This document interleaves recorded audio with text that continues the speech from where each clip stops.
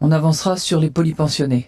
Et puis on s'occupera tout particulièrement, puisqu'on nous reproche toujours de faire une retraite qui est défavorable aux femmes, moi ça me concerne particulièrement, on s'occupera tout particulièrement des femmes qui, dans la fonction publique, ayant travaillé et cotisé pendant 15 ans, ont eu 3 enfants et peuvent bénéficier d'une retraite. Et là, on dit... Mais c'est les 62 ans dont les syndicats et la gauche ne veulent pas. Elles pourront mais c'est les 62 ans dont les syndicats et la gauche ne veulent pas. Mais, Guillaume Durand, je sais qu'on va pas rentrer dans la technique, mais juste 2 ou 3 chiffres, et il faut les marteler parce que ce sont les chiffres réels. Premièrement, on a une population, nous tous, dont la durée de vie s'allonge. Ça, c'est le côté positif. On pourrait dire qu'on a une population vieillissante. Donc, ça, ils font le même constat que vous. Notre durée de vie s'allonge et continuera à s'allonger. Peut-être pas au même rythme, mais elle continuera à s'allonger. On ne peut pas espérer maintenir un système des retraites par répartition, où ce sont les travailleurs qui payent pour ceux qui partent en retraite, sans bouger les paramètres. Donc il faut soit baisser les retraites, réponse non, soit augmenter les cotisations, réponse non, soit allonger un peu la durée de vie au travail de manière graduelle. Pas question de passer automatiquement de 60 à 62.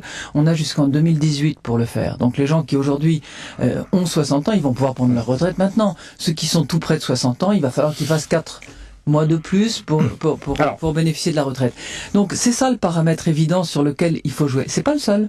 Parce que je rappelle qu'à partir de l'année prochaine, il y a 4 milliards d'euros de financement qui vont venir de l'imposition supplémentaire des hauts revenus, de l'imposition des revenus du capital, et puis de l'annualisation de l'allègement des charges. C'est un peu compliqué, mais je suis très bien, je vous rassure tout de suite. Que supporteront les entreprises. Donc, il y a un partage du fardeau, mais surtout ce qui est important, c'est que... Ce qu'ils contestent, ce sera ma dernière question. Oh, bah bien sûr. Mais oui, ils préféreraient 100 fois qu'on impose plus les entreprises, les stock options, enfin les produits financiers, vous le savez. Ils considèrent que faire supporter cette réforme essentiellement par les salariés, c'est socialement injuste. Et d'ailleurs, c'est ce qu'ils reprochent depuis le début, y compris le bouclier fiscal, au gouvernement, à votre gouvernement et au président de la République.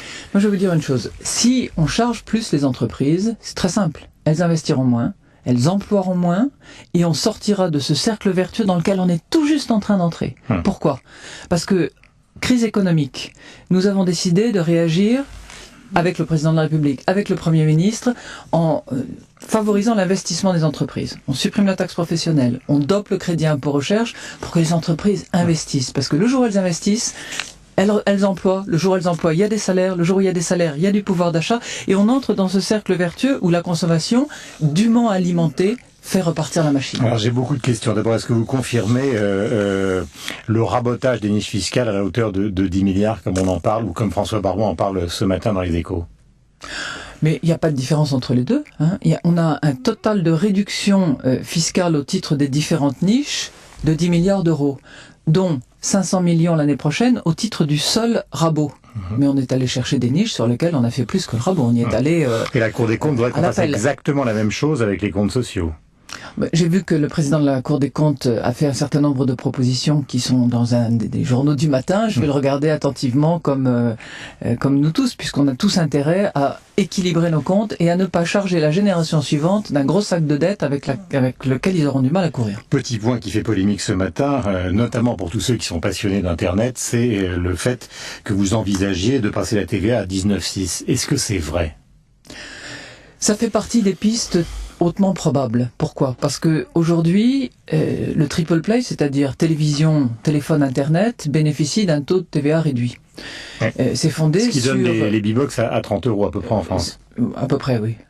C'est fondé sur quelque chose qui est un peu une illusion, qui est que la télévision serait au taux réduit de 5,5 et les deux autres à 19,6. Et Bruxelles, légitimement, est venu mettre son nez là-dedans et nous a dit, vous la France, là vous êtes en train de réaliser une opération de réduction de TVA dans un domaine qui n'est pas autorisé. Donc merci de bien vouloir relever votre taux.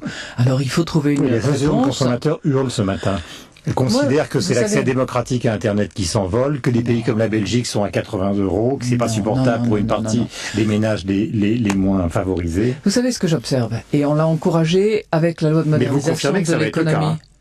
Je vous dis que c'est hautement probable. Est-ce que c'est vrai que l'État va verser 210 millions à Bernard Tapie ? Et est-ce que c'est vrai qu'il soutient une protection à l'Élysée? Et est-ce que c'est vrai que vous êtes le bras armé de cette protection? Je suis très étonné de cette polémique, Guillaume Durand. Parce que c'est une polémique qu'on a eue il y a 2 ans, qu'on a depuis beaucoup plus que ça d'ailleurs, parce que c'est une affaire Bayrou ne décolère pas. Ça recommence ce matin. Cahuzac, président de la Commission des Finances, ne décolère pas. Oui, mais c'était déjà eux qui, il y a 2 ans, à la Commission des Finances, avaient posé beaucoup de questions. Et à cet égard, moi j'ai passé 2h30 devant la Commission des Finances à l'époque, en toute transparence, en donnant accès à toutes les informations. Et encore très récemment, au mois de juillet, Jérôme Cahuzac, président de la Commission des Finances, est venu demander toute une série de documents, d'informations concernant les époux Tapie. Il a eu tout ce qu'il souhaitait. Je sais qu'il en demande encore d'autres, et bien sûr... Il réclame ce matin les explications. Il obtiendra tous les documents et tous les chiffrages qu'il souhaite, puisqu'il est président de la Commission des Finances. Mais le chiffre est vrai? Mais, attendez, on cite des chiffres dans tous les sens. Et on mélange des carottes et des choux. On mélange des sommes qui résultaient de condamnations de justice au mois de septembre 2008, avec des résultats de la liquidation des sociétés du groupe Tapie consécutives. Entre-temps est intervenu 2 jugements du tribunal de commerce, 1 jugement du tribunal correctionnel, toutes favorables à Bernard Tapie. Moi, ce que je peux vous dire, c'est que le CDR, c'est-à-dire cette société chargée de la liquidation des actifs et des passifs douteux du Crédit Lyonnais qui s'était illustré à l'époque. Le CDR n'a pas versé 1 euro aux époux Tapie. Le CDR, il a versé les sommes auxquelles il était condamné par des décisions de justice au liquidateur du groupe Tapie. Le liquidateur, ensuite, il fait son travail de liquidateur. C'est-à-dire que il reçoit les paiements, il regarde ce qui a compensé en créance, et puis il paye un solde aux époux Tapie. Et puis ensuite, les époux Tapie, comme tout le monde, ils doivent payer leurs impôts. Et à cet égard, ce que je peux vous dire, c'est que il a, et il continuera à faire l'objet d'un traitement fiscal de droit commun, sans exception, sans privilège, mais qu'en revanche, comme vous, comme tout Français, il a droit aussi au secret fiscal. Mon credo économique, c'est pas d'augmentation des prélèvements obligatoires et la stabilité fiscale. Mais l'ISF, voilà. On tire dessus?